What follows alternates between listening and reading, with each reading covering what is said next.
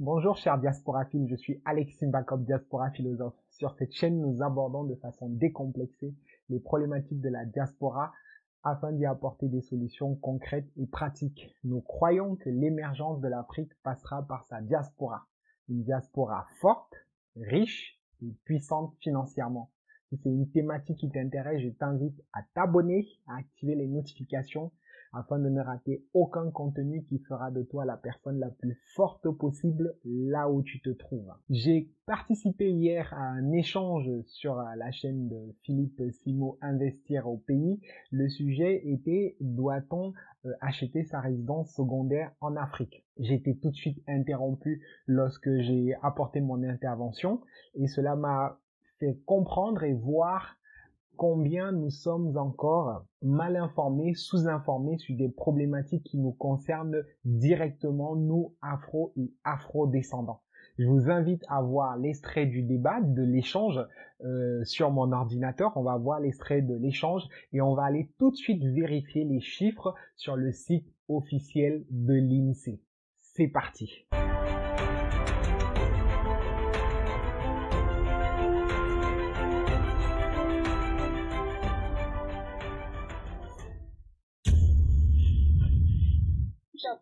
Donc on vient directement dans le live au moment où je démarre mon intervention. Bonsoir, je me présente, je suis Alexis Mbakov. J'ai précisé à plusieurs reprises que si on veut gagner de l'argent, si on ne veut pas gagner de l'argent, rien n'est mauvais. Si quelqu'un ne veut pas gagner de l'argent, il peut habiter même dans un conteneur, il fait ce qu'il veut. Voilà, mais en fait, il faut savoir qu'on n'entend pas gagner de l'argent. Rien que le fait d'acheter. S'il vous plaît, Lionel, je t'ai écouté et dès l'entrée, je me fais déjà tomber dessus. Non, laisse terminer. Oui. Gagner de l'argent, c'est quoi? Gagner de l'argent, c'est ne pas perdre de l'argent. Non, Alexis, non. Il est évident. Attendez, de quoi on parle? Bon, maintenant, je vais mettre ma casquette de diasporaphile. Est-ce que vous savez que les Noirs, les Afro et Afro-descendants compris, sont 85% locataires en Europe? Tu les as où tes chiffres? Là, je prends les dates. Tu peux taper tout de suite. Tu peux taper tout de suite, mon frère. Je vais avancer parce que sinon, parce que les gens qui entendent les chiffres. Je sais pas ce qu'il faut, parce que déjà en France, des caractéristiques sur la peau, sur la couleur de la peau, ce genre de choses ne se font pas. Tu vis où, mon frère? Il y a des... Je vais te dire, on appelle ça de l'immigration. En France, en Allemagne, dans ce moment, ils s'en foutent. Non, mais mon frère, moi je suis diasporaphile, c'est-à-dire que j'étudie le comportement de la diaspora. Oui, mais tu tapes sur d'analyse en France. Est-ce qu'il y a des personnes sur le panel? Le frère, il dit que je vais pas leur mentir, donc il me traite de menteur, j'aurais inventé les chiffres. Comment il s'appelle? Dominique, quand ce sera ton tour, tu vas recadrer. Laisse-le parler. Dominique, tu peux taper diaspora décomplexée, tu vas trouver les informations et après tu trouveras tous les liens qui vont te conduire. C'est d'une évidence. On connaît le nombre de chômeurs africains en France. On connaît le nombre de chômeurs camerounais en France. En quoi c'est choquant? Non, mais les gars, là, on parle. En France, il n'y a pas de statistiques ethniques. Qu'est-ce que vous entendez par ethnique? C'est une réalité. C'est interdit par la loi. Interdit en France. Oui, non, mais qu'est-ce que... Attendez. Écoute, attends, Dominique, qu'est-ce que tu entends par ethnique? En France, par exemple, tu ne vas pas voir un document de l'INSEE qui te dit le nombre de chômeurs maghrébins. Interdit par la loi. Le nombre de chômeurs en France. Attendez, on change le contexte. Donc ce que Dominique, ce que disent les personnes sur le panel, c'est que on ne peut pas avoir de statistiques sur les Tunisiens, les Marocains, les Camerounais, ainsi de suite. Donc c'est interdit par la loi. Donc l'INSEE ne produit pas ce type de chiffres. On va donc aller vérifier. Il aurait pu aller sur Google et taper simplement INSEE et se rendre sur le site de l'INSEE pour voir un petit peu quels sont les chiffres, s'ils existent ou n'existent pas. Donc on peut taper par exemple immigré. Donc normalement on est censé rien avoir puisqu'on ne fait pas d'études sur l'immigration en France ou en Europe. Mais là, on a 1820 résultats. L'essentiel sur les immigrés et les étrangers, population immigrée et étrangère en France. C'est absurde, on fait des études sur des étrangers, des immigrés et des étrangers en France. Donc là, on classifie les populations d'immigrés et étrangers par sexe et âge. Donc lorsque vous faites une démarche, on vous demande bien votre sexe, si vous êtes un homme ou une femme, et votre date et lieu de naissance. C'est pour pouvoir faire ce type d'études. Donc là, on était sur le logement, donc on va taper immigré logement, par exemple.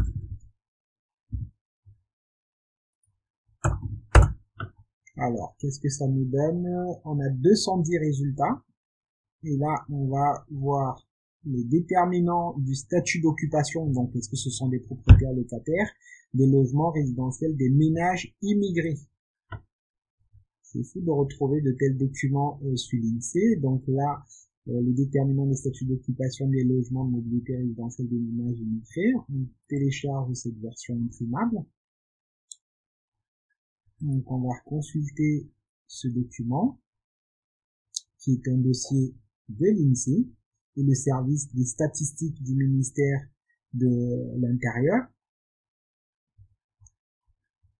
Et là, on va regarder tout de suite le premier tableau qui est proposé. C'est une évolution ici. Donc, c'est une évolution, donc c'est une enquête logement réalisée par l'INSEE qui montre l'évolution d'occupation des ménages immigrés et non immigrés entre 1996 et 2013. Donc ici, on a les ménages immigrés, les ménages non immigrés, le fait qu'ils soient propriétaires ou locataires. Alors, on va regarder, donc l'année 2013, par exemple, les propriétaires, on en a 35% d'immigrés, on a 35% d'immigrés qui sont propriétaires, et ici 60% de non-immigrés qui sont propriétaires. Donc 60% de Français sont propriétaires de leur logement, alors que les immigrés, il y a uniquement 35%. Et 61% d'immigrés sont locataires, tandis que seulement 37% de Français sont locataires. Et ici, on parle d'immigrés, vraiment toute population d'immigrés, c'est-à-dire on a les Portugais, les Espagnols, les Italiens, les Tunisiens, les Marocains et toute l'Afrique subsaharienne. Lorsqu'on fait un zoom sur l'Afrique subsaharienne, ben, ce chiffre de 65%, de 61% augmente et le nombre de propriétaires diminue à seulement 15%. On peut le voir ici, donc sur le site du ministère de l'Intérieur. Donc c'est bien le service des statistiques du ministère de l'Intérieur qui nous donne ici le logement des immigrés vivant en France en 2017.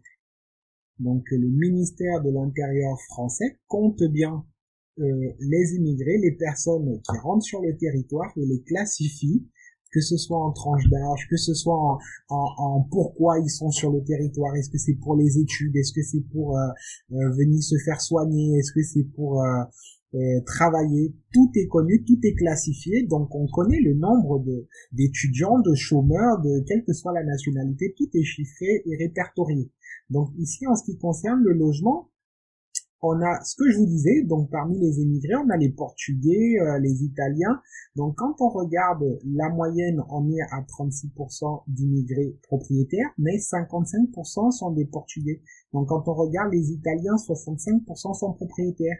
Ce qui va nous intéresser, ce sont les Africains. Donc là, on a les Marocains, on a les Tunisiens qui sont 25% propriétaires, mais les autres pays d'Afrique, c'est là où nous sommes classifiés. Donc l'Afrique noire est ici.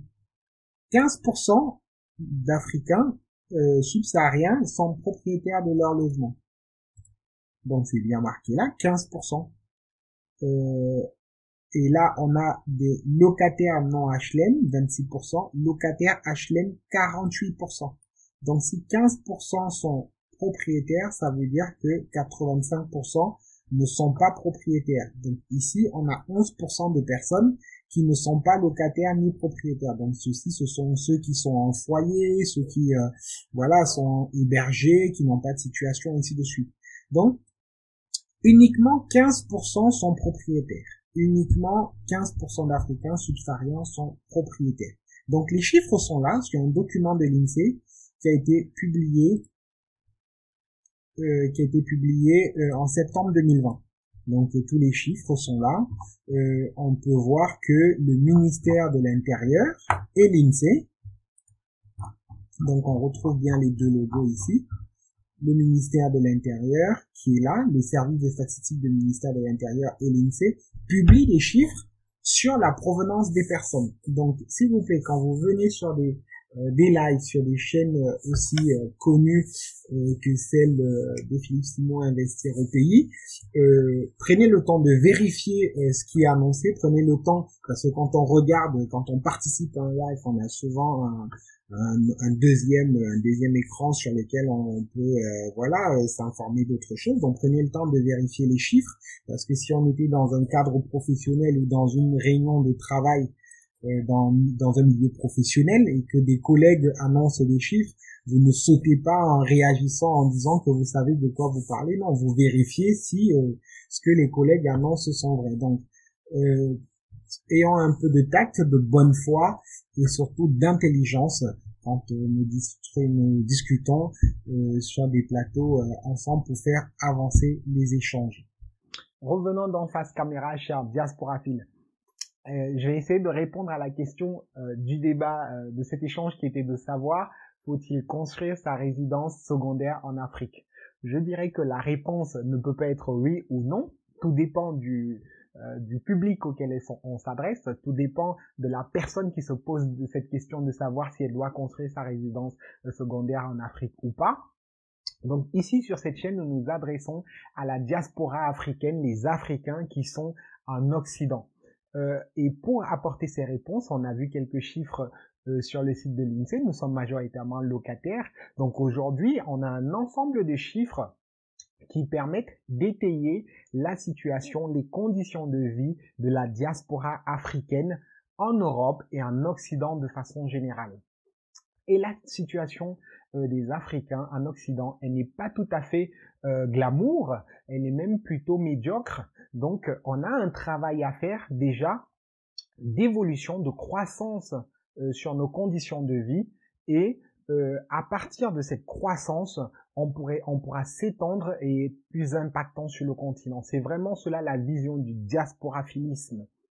Alors, à la question qui nous intéresse aujourd'hui, savoir si on doit construire ou pas la résidence secondaire en Afrique, je dirais que nos situations déjà ici fait que c'est très difficile de pouvoir construire en Afrique, et même lorsque nous réussissons à acheter ou à construire en Afrique, c'est dans des mauvaises conditions, dans le sens où on n'a pas assez de moyens pour pouvoir mener les projets de bout en bout. Donc aujourd'hui, si tu te poses cette question de savoir si tu dois construire ta résidence principale en Afrique, moi, le premier critère de questionnement que j'aurais pour toi, c'est de savoir dans quel but tu souhaites ou tu comptes construire ta résidence secondaire en Afrique. Est-ce que c'est comme 90% des personnes le font? Est-ce que c'est dans le sens simplement de montrer que tu as une maison en Afrique? Est-ce que c'est simplement le fait de montrer que tu gagnes un peu en beng et que donc voilà le résultat de ton travail, une belle maison posée là au quartier, la maison du Bengueter? Est-ce que c'est dans ce sens-là ou c'est vraiment dans le sens business que tu veux le faire? Dans le sens business, c'est-à-dire que est-ce que tu projettes de faire une maison meublée dans laquelle tu comptes tirer des loyers? Est-ce que tu comptes mettre en place un plan d'investissement qui va te rapporter un revenu complémentaire? Quelle est ta motivation pour construire une résidence secondaire en Afrique? À la réponse à cette question-là, tu sauras s'il faut que tu construises ou pas. 90%, la grande majorité des personnes qui construisent leur maison en Afrique, donc leur résidence secondaire, se retrouvent dans le cas où en fait elles n'avaient pas préparé une enveloppe pour l'entretien, donc du coup cette maison-là devient une charge pour elle. Donc avec les problèmes qu'elle a déjà ici en Europe ou en Amérique, ben, elle se retrouve avec des charges supplémentaires. Donc là, le fait que la résidence secondaire en Afrique devient un vrai passif, quelque chose qui vous prend beaucoup d'argent, se concrétise dans la mesure où, voilà, tous les mois, vous devez assurer le bon fonctionnement de la maison. Quand il y a l'électricité, la facture d'électricité qui arrive, c'est vous. La facture d'eau, c'est vous qui devez régler. Quand il y a un problème d'entretien, admettons, je sais pas, le toit prend un POC, c'est vous qui devez faire arranger. Quand il y a le téléviseur qui ne fonctionne plus, on vous appelle. Quand le portail ne se ferme plus bien parce que le vent a trop secoué le portail, c'est vous qu'on appelle. Quand il y a voilà, le moindre problème, c'est vous qu'on appelle. Donc chaque fois, vous devez faire des Western Union, des MoneyGram pour prendre soin de la maison que vous avez laissée en Afrique. Est-ce que vous avez les capacités, vous qui prévoyez construire ou acheter votre résidence secondaire en Afrique? Est-ce que tous les mois, vous avez les capacités de gérer votre maison où vous êtes probablement locataire en Europe et votre maison secondaire que vous aurez tous les mois à régler les factures d'électricité, d'eau, d'entretien, parce que les personnes qui vivront seront vos proches, des personnes de la famille, simplement parce que vous n'avez pas un plan business. Donc voilà le cadre dans lequel la majorité des personnes achètent leur maison et se retrouvent avec des problèmes. Donc je connais beaucoup de frères et de sœurs dans la communauté qui sont frustrés de leurs cousins, cousines qu'ils ont laissés au pays parce que personne ne prend soin de la maison. Je connais beaucoup de frères qui sont frustrés par rapport à leurs propres parents, parce que leurs propres parents ne blâment pas les tantes ou les cousins qui font n'importe quoi dans leur maison. Ils n'en peuvent plus, ils regrettent pourquoi ils sont allés construire cette maison, sachant que on parle bien d'une résidence secondaire, c'est-à-dire que là je rentre dans le deuxième critère. Le deuxième critère, ça va être votre fréquentation de cette maison secondaire. Donc le premier critère, c'était le pourquoi. Est-ce que vous avez un plan business ou c'est simplement aller déposer une maison pour qu'on voie que le Mbengis ou l'Ambengis a construit. Le deuxième critère, c'est votre fréquentation de cette résidence secondaire. Êtes-vous prêt à aller 2, 3, 4 fois l'année dans votre maison, dans votre résidence secondaire en Afrique? Si vous allez construire une maison en Afrique et que vous n'avez les moyens d'aller en Afrique qu'une fois tous les 5 ans ou une fois tous les 4-5 ans, bah, j'ai envie de dire, vous serez surpris et choqué à chaque fois que vous irez dans votre maison. Pourquoi? Parce que vous constaterez à chaque fois des gros changements. Vous laissez une maison pendant 4 ans, vous laissez une maison pendant 5-6 ans à des personnes et vous arrivez à quoi vous vous attendez. Forcément, vous trouverez que soit il manque le téléviseur, ou soit des fils électriques pendouillent de par-ci, ou les WC ne fonctionnent plus, ou l'évier de la cuisine est fissuré. Vous aurez toujours ce genre de surprise. Pourquoi? Parce que vous n'êtes pas assez là. Donc moi, je dirais, le deuxième critère, c'est de se dire, est-ce que j'ai vraiment besoin? Est-ce que je vais fréquemment au pays? Donc, ce qui nécessite d'avoir un pied à terre. Mais sinon, cela ne vaut pas le coup. Si vous n'allez pas au pays 2 fois, 3 fois l'année, j'ai envie de dire, prenez du meublé. Quand vous allez une fois tous les 4 ans, 5 ans, prenez du meublé. Moi, c'est ce que je fais et je suis totalement décomplexé par rapport à cela. Je n'ai pas de problème quand j'arrive, je n'ai pas de problème quand je repars. Quand j'arrive, je loue un meublé. Quand je repars, je rends les clés et ciao, je n'ai plus de soucis de logement à me poser. Mais par contre, lorsque vous avez construit une maison, lorsque vous arrivez, il faudrait que vous mettez déjà tout en place, vous remettez votre confort parce que vous arrivez dans un endroit où ça fait 4 ans que vous n'êtes pas venu, donc vous devez remettre en place votre confort. Des fois, vous devez même encore acheter à nouveau le matelas pour pouvoir dormir dessus. Et quand vous repartez, il faudrait que soit vous trouvez un endroit pour verrouiller toutes vos affaires Et lorsque vous arrivez chez vous, des fois, à peine vous déposez vos valises, on vous appelle en vous disant « Ah ben les affaires que vous avez laissées, les bandits sont passés, ils ont tout porté. » Donc voilà. Donc avec ces deux critères-là déjà, je pense que vous pouvez prendre votre décision de savoir s'il est vraiment nécessaire, s'il est vraiment important que vous construisez votre résidence secondaire en Afrique. Et vous allez me dire, bah Alexis, si j'ai l'argent, qu'est-ce que je fais? Donc tu me conseilles de pas acheter, de rester comme ça. Mais si, j'ai un conseil pour toi. Si tu as un peu de moyens et que l'Afrique n'est pas encore un centre de business pour toi où tu vas aller régulièrement et donc il te faut une résidence secondaire là-bas, moi je dirais l'argent que tu as aujourd'hui, essaye de le multiplier là où tu es de sorte que quand tu en auras beaucoup plus, acheter en Afrique sera simple pour toi, tu pourras bien profiter de ta résidence secondaire en Afrique. Donc investis là où tu es aujourd'hui. Si tu devais faire un premier achat de résidence ou de résidence secondaire, moi je dirais achète-le là où tu es déjà. Tu peux acheter une résidence locative là où tu te trouves. Cela te permettra de voir comment fonctionne un achat immobilier, comment gérer des locataires. Avec cet esprit business, avec cette façon de faire, tu pourras le transposer en Afrique et lorsque tu construiras ta résidence secondaire, tu n'auras pas de mal à appliquer un plan business, un plan locatif. Donc aujourd'hui, si tu n'as pas de plan locatif concernant ta résidence secondaire en Afrique, ne l'achète pas. C'est simple et c'est clair. Par contre, si tu as un plan business, c'est-à-dire que tu sais comment tu vas pouvoir construire, emménager et faire rentrer des locataires et récupérer des loyers, et là, ça te produira un revenu secondaire. Tu as tous mes encouragements, mets en place ce projet, car l'idée, ce qu'il faut se dire, c'est d'éviter les passifs. Il faut éviter tout achat, il faut éviter toute dépense qui sera une pompe de vos revenus. Du moment où votre résidence secondaire, qu'elle soit en Afrique, qu'elle soit en Occident ou qu'elle soit n'importe où, du moment où elle ne vous rapporte pas, c'est pas du tout intéressant.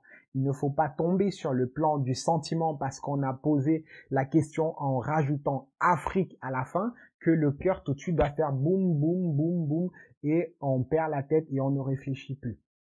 Donc, à cette question, faut-il construire sa résidence secondaire en France? Faut-il construire sa résidence secondaire en Chine? Faut-il construire sa résidence secondaire à Dubaï? Faut-il construire sa résidence secondaire au Canada? Faut-il construire sa résidence secondaire en Afrique? Moi, je dis la réponse, elle est la même au final, c'est de dire qu'est-ce que me rapportera cette résidence secondaire?